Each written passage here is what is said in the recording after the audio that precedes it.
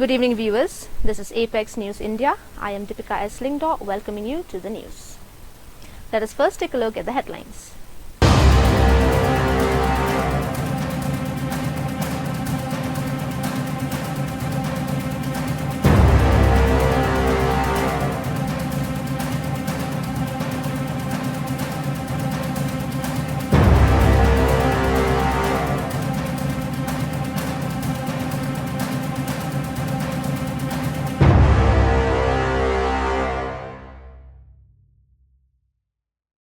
And now the news in detail. The University of Science and Technology USTM in Meghalaya's Ri-Bhoi district, which was accused by Assam Chief Minister Himanta Biswa Sarma of carrying out construction that allegedly led to flash floods, was built on 25 hectares of encroached forest land without central approval, according to a report by the Supreme Court Central Empowered Committee (CEC). In a report on interstate impacts, the CEC recommended the position of a cumulative penalty of 150.35 crore on USTM, a private university established in 2008 and promoted by the Education Research and Development Foundation. The CEC has recommended that the entire area occupied by USTM and surrounding buildings be fully restored to normal forest within a year, and funds from the penalty imposed be used to remove all illegal structures. The committee also found illegal mining across Ri-Bhoi and recommended that all mining, quarrying and crushing activities in the district be suspended till an official review is conducted.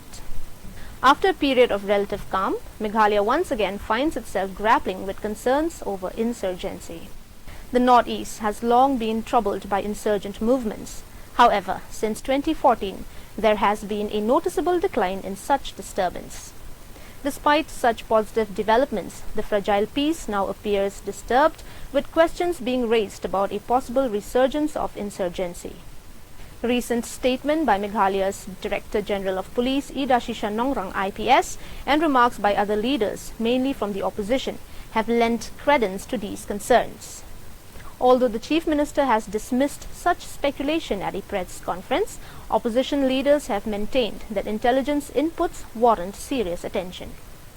Historically, the rise of insurgent groups in Meghalaya has been rooted in ethno-nationalist ideals and issues of territorial integrity. Between 1994 and 2002, the Ministry of Home Affairs recorded over 92 civilians' deaths, 68 security personnel killed, and 44 terrorist casualties. Today, however, reports suggest that unemployment, drug menace and cross-border infiltrations may be fueling fresh anxieties.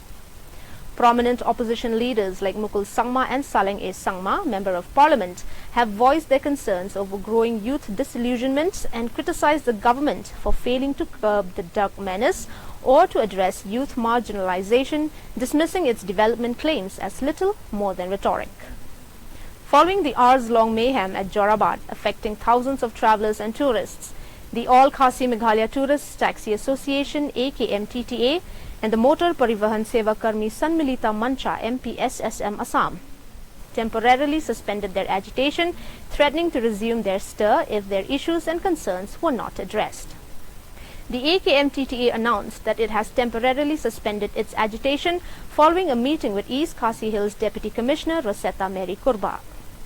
The talks were convened after members of the Motor Parivahan Seva Karmi Sanmilita Mancha MPSSM on Thursday morning stopped Meghalaya tourist taxi drivers from dropping passengers at airports, railway stations and other destinations in Assam, forcing them to turn back. The move was seen as retaliation against AKMTTA's indefinite strike, which sought to restrict Assam-based tourist taxis from ferrying passengers to tourist spots in Khasi and Jantia Hills. During its indefinite strike from September 16th, AKMTTA had been allegedly distributing leaflets to Assam-based vehicles, urging them not to operate in Meghalaya's tourist destinations. The protests by Assam drivers at Jorabad led to massive chaos for passengers across Shillong and Guwahati, as movement of thousands of people were affected on Thursday, particularly for those from Meghalaya who were on urgent trips to the airport, railway station, hospitals and other important destinations. Many tourist vehicles and passengers who were heading to Guwahati from Shillong were surprised to find huge number of Assam drivers in Jorabad who were restricting Meghalaya registered vehicles from entering Guwahati. As many as 5,000 drivers had assembled at Jorabat for a strike from 5 a.m. till 1:30 p.m. amidst tight police security in the area. During the protests, vehicles from Meghalaya, both commercial and privately owned, were reportedly turned back from Jorabat and prevented entry in Assam. The protests also left many passengers stranded in Guwahati and Jorabat. We planned to go to Shillong, Smith and various places in Meghalaya for a field trip. However, we were stranded for several hours since embarking at Guwahati railway station on Wednesday morning, said Professor A.K.M. Anwarul Zaman, who is leading a 44-member team of students from Alia University, Kolkata. A. Haider, who was travelling to Guwahati for his weekly works, said he faced massive challenges due to protests and finally decided to return to Shillong. A prominent American paleoclimatologist has called for the Meghalayan age, a subdivision of Earth's recent history, formerly named after Meghalaya, to be scraped from the official geological timescale. In a newspaper published in the Journal of Geography, Shigaku Zashi, Professor Raymond S. Bradley of the University of Massachusetts Amherst, argues that the evidence used to define the Meghalayan age is too weak to justify its global status. The Meghalayan was ratified in 2018 by the International Commission on Stratigraphy (ICS), a body of the International Union of Geological Sciences (IUGS). It marked the most recent stage of the Holocene epoch, beginning around 4,200 years ago, and was based on stalagmite records from Maumlo Cave in Meghalaya. The decision drew wide attention in India, with Meghalaya celebrated as the birthplace of a new slice of Earth's timeline. The state government and scientists at the time hailed it as a matter of pride, projecting Meghalaya's caves on the global scientific stage. The Meghalayan was linked to a supposed global drought that disrupted civilization across the Middle East and beyond. But according to Bradley, the data only shows regional climate anomalies, not a global coherent shift. There would not be any stage boundary because there was nothing that can be defined with global significance, he explained. The scientists also stressed that while the location in Meghalaya gave the name symbolic importance, the real issue is scientific. Bradley, however, says the science does not hold up. An outline in the paper, the evidence is not strong enough, he said. For a new stage boundary to be valid, the change must be clear and widespread. Manipur security forces have recovered a significant cache of 87 weapons and 57 rounds of ammunition during coordinated raids across 3 hill districts in Manipur, police announced on September 18th. The joint operation, conducted by Manipur Police, Assam Rifles, Army units and Central Armed Police Forces, targeted multiple locations in Churachandpur, Chandel and Tengnaupal districts based on specific intelligence inputs about concealed weapon stockpiles.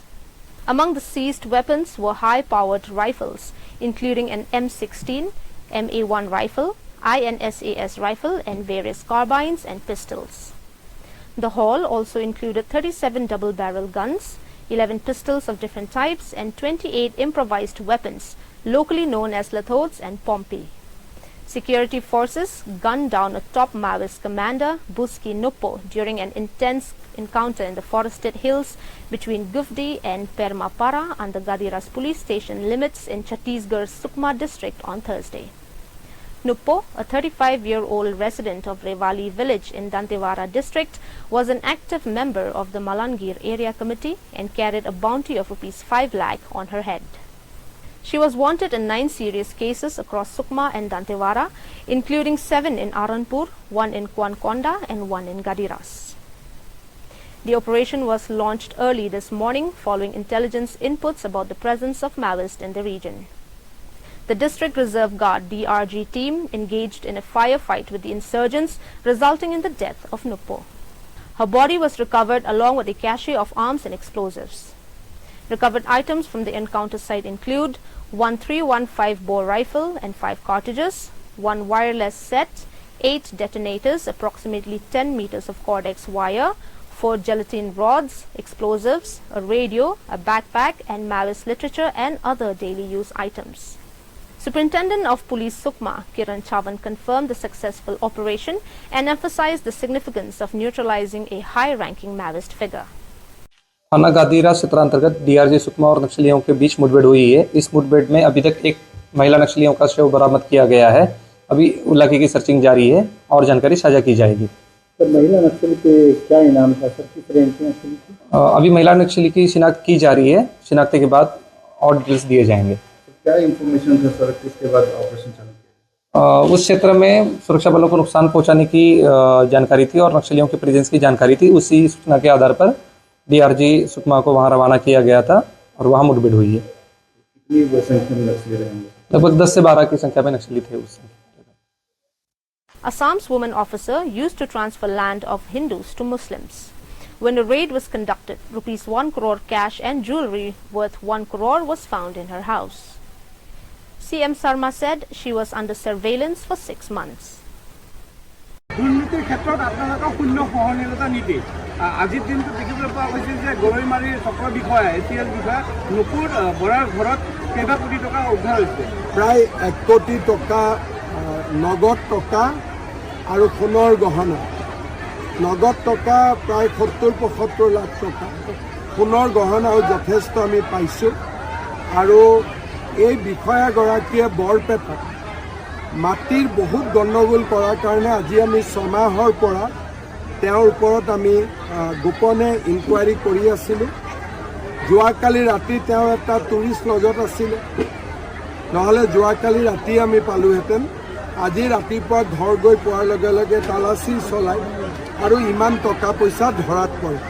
গুৱাহাটীত গ'লে মই আৰু বিতং প্ৰতিবেদন লাভ কৰিব পাৰিম। প্ৰতিবাৰে দুৰ্নীতিৰ ক্ষেত্ৰত কিয় ৰাজহ চক্ৰৰ বিষয়াসকলে জড়িত হয়, লাটমণ্ডল অকল হৈ পৰে? অসমত সংখ্যালঘু অধ্যুষিত অঞ্চলসমূহৰ ৰেভিনিউ চাৰ্কুলত বহুত বেছি দুৰ্নীতি হৈ আছে।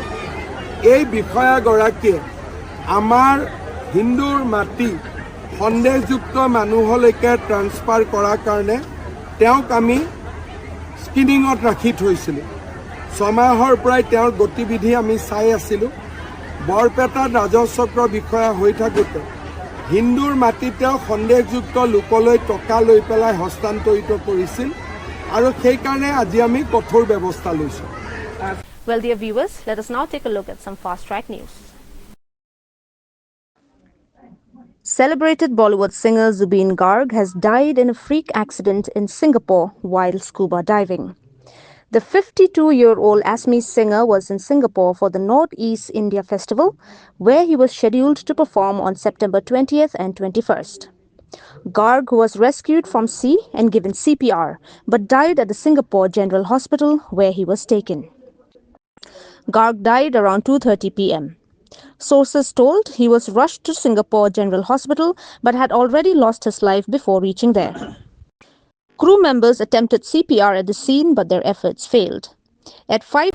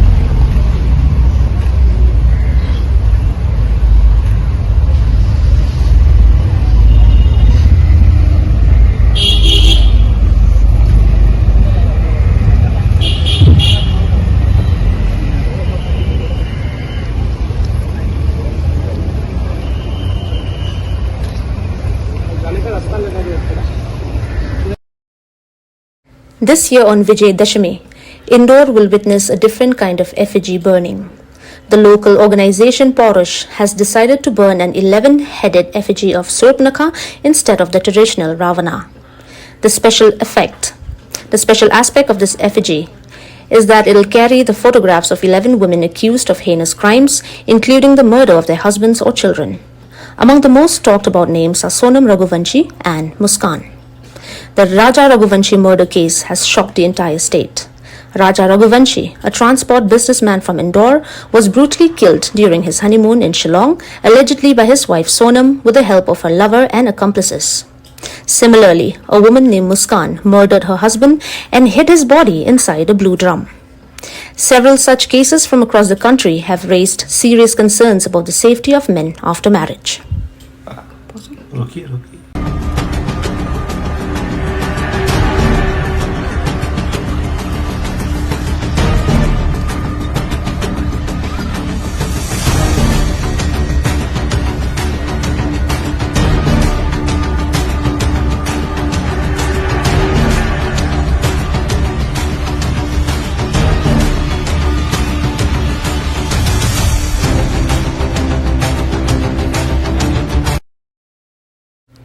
A fight broke out at the Apple store in Mumbai's Bandra Kurla complex Friday morning as shoppers and tech enthusiasts fought each other to buy variants of the new iPhone 17.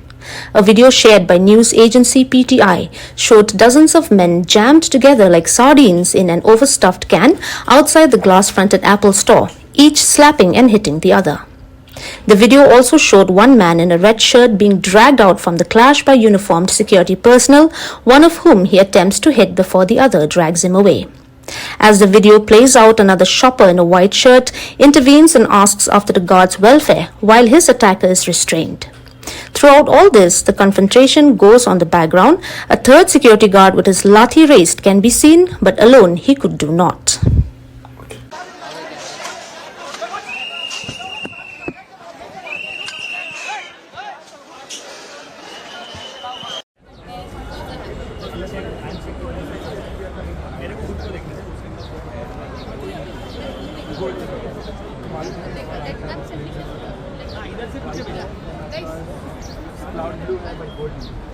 ये देखिए दो लोग जो देख रहे हैं जो इनको बेच रहे हैं वही सर अगर कोई एक्स्ट्रा दिखे ना आपको उसको भेजा उसकी सीधा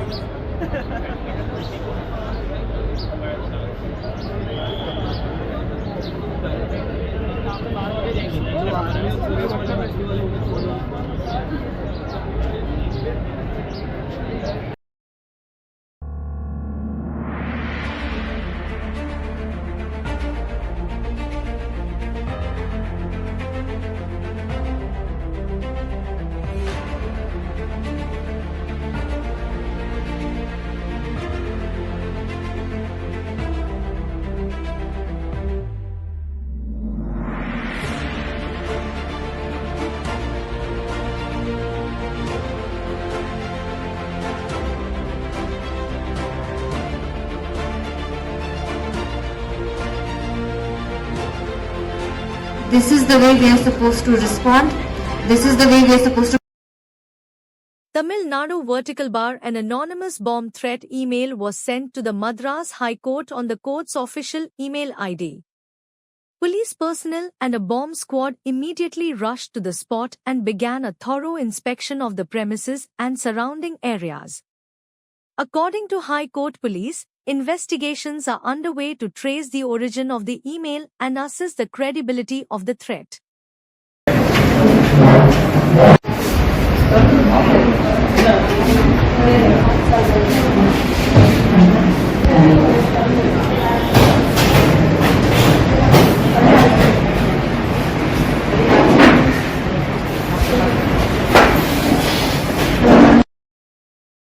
On recent videos of Jaish-e-Mohammed and Lashkar-e-Taiba from Pakistan, MIA spokesperson Randhir Jaiswal says, "On terrorism matters, we are clear that the world is aware of the nexus between the terrorists and the Pakistani state and the military." On your second question regarding the video that you talked about, Aditya, on terrorism matters, we are very clear. The world is aware of the nexus between the terrorists and the Pakistani state and military. Such statements make it even more glaring. So this is how we look at the visuals that you talked about. He asked me, how has it been your experience, all the entire experience. So I would say it has been fantastic. The experience has been great, both in space and ever since I've come back to this country. I think I have been overwhelmed by the kind of love and support that I've got. And even today, in this conference, I think people genuinely feel connected to this mission, and I'm really proud of it. So what do you have what are your observations or experiences there at the ISS that's going to help you in the future ISRO plans, and how is it going to be helpful to you?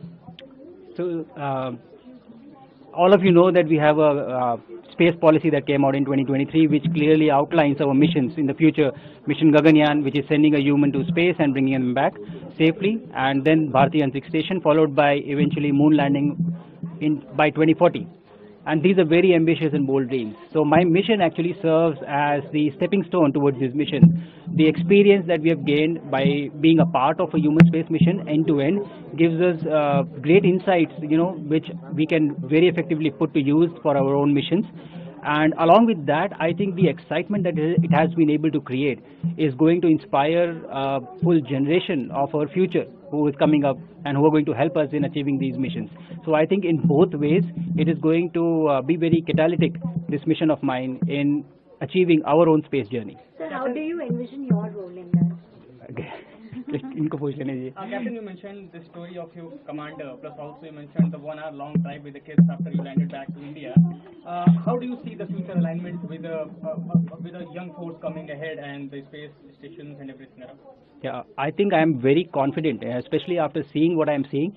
Our future is extremely capable, and as I mentioned that while I was on orbit, I had the opportunity to speak to them, and they were asking questions not of what is happening, but how do they become astronauts. So I think that zeal and desire is already there to contribute effectively. The rest is up to us, how we enable it. So I think it is really a golden age for us as far as space exploration is concerned. And I think today they can dream and they can become astronauts in India. That is where we stand today. A short future.